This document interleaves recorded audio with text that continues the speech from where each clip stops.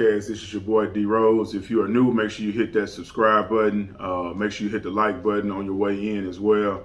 Coming back with the follow-up to the Hassan Campbell, 6ix9ine, Wack 100, DJ Akademiks, right?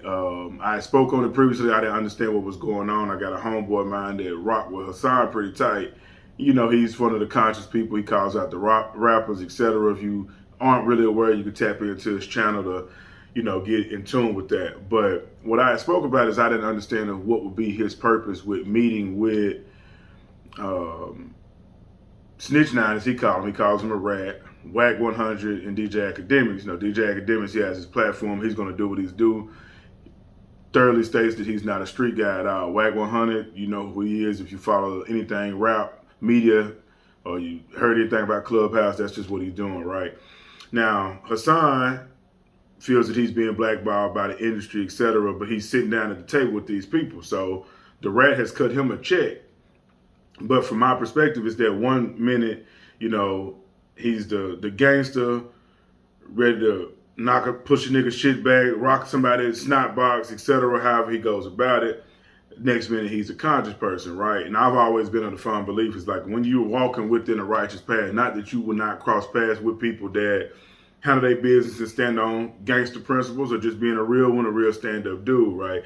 But one thing that I know for a fact that no real one is going to agree with is calling somebody a rat, but then accepting a check from them, because how that's going to always be perceived is that you condone it. So you really can't call him a rat. You might as well just call him his real name or his rap name and call him 6ix9ine. So that was kind of like a blurred line. So when I tapped into it, I was like, you know what?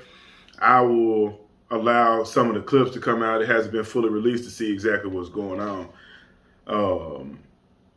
Tekashi is not a king just because he got bread. But what that told me was that that's the only reason why you're there, for the clout and the bread.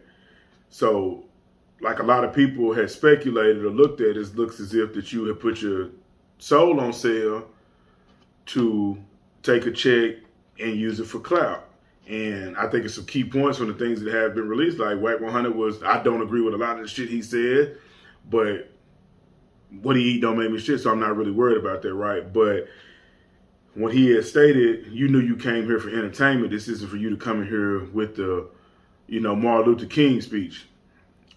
Hate to say it, dog, that's real, because you don't put yourself in those environments and it's recorded, because the moment, honestly, things get recorded, it's for entertainment purposes or educational purposes. Once you get to blurring those lines of you want to make it about education and you don't want to make it about entertainment, like back in the day, you have a real conversation that's not any phones involved, and it's just you and that person one-on-one, or if it's a real round table, that's not being recorded. So it's just kind of, I want to see how when everything gets released of really what went about it. But to me, I'm going to be real with you, dog, it's like people don't have their own hard feelings. I don't have any personal feelings with it. I'm just giving my opinion on it because my faithful supporters have sent the clips.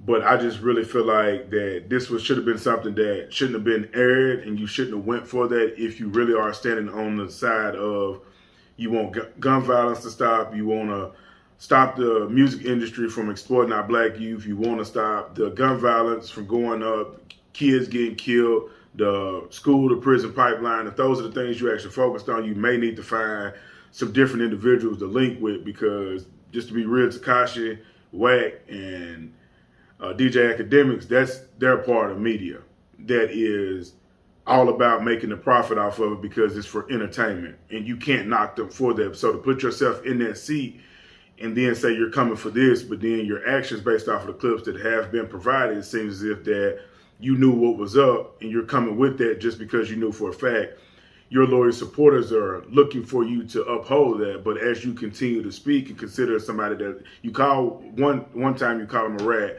next minute he's a king. He has people, like Wack mentioned, he has people that he influences. I don't think anybody that lives by a code is calling him a king. They calling him a rat if that's what they live by. And they're not taking no money from him, because anything that you condone, you make yourself a part of as well. So if anything happens to happen, you put yourself in ill will or ill's way because you're doing business with a rat. Like, that ain't street. So if that's what you standing on, stand on that principle. But when we get to playing both sides or stacking the line because there's a check involved, it makes people start to look at it different. You feel me? Like, I couldn't get on here and, bash black people. Not that I stand with every single one of them. We're not always going to agree, but I'm not going to change my platform or go entertain some people that are, dogging black women, dogging black men as if we're just this lost soul, and for YouTube to pay me because I'm belittling my people. And so now my channel's blowing up crazy, and our channel's blowing up crazy, and everybody want to know who is Supremely Black Podcast. I wouldn't do that, no matter what the check was. So when you put that out there and you have a little bit of your soul on sale just to get into that spotlight, you got to understand that there's consequences that come to that. Some people are strictly entertainment. If you're about the education part of it, you got to do what you got to do. I'm a touch bases on it completely, and then, completely have a shout out to all my people that have, tapped in and sent me the information. I'm ready to see the full interview now so I can give a full breakdown. And again, this is not anything personal. Make sure that you leave your comments. I want to know what you all think of what's really going on with this, because it could be a time where the righteous meets entertainment, but there's different ways that you can make that roundtable meeting actually impactful, and not just, we all know that in our respective areas, we all have a little bit of clout and influence, so let's bring it together for the money. And that ain't no real love, it's just business. Sometimes it's just that, but don't put your platform on the line to blend with people that don't mix with what you got going on, because the things that you talk about is moving in the right direction and could be influential in its own way. But the moment that you start to blend those two, we can't tell what's real and what's not. So if I'm wrong, let me know in the comments. And if you agree, let me know in the comments, or just state your opinion. I would like to know what's going on with it. It's got the internet going crazy. Anybody that's connected to hip hop a little bit is gonna have a thought on it. But there's a lot of different parts. So I hope people really take time to digest it and not just picking a side on who they don't agree with or things like that. Listen to the message and see what's going on. But make sure, again, that if you're new, hit the like button and subscribe. And to my consistent supporters, major salute. We're getting close to that goal. So make sure you like, comment, share, and subscribe. This is your boy D Rose, and I'm out. Long live CC.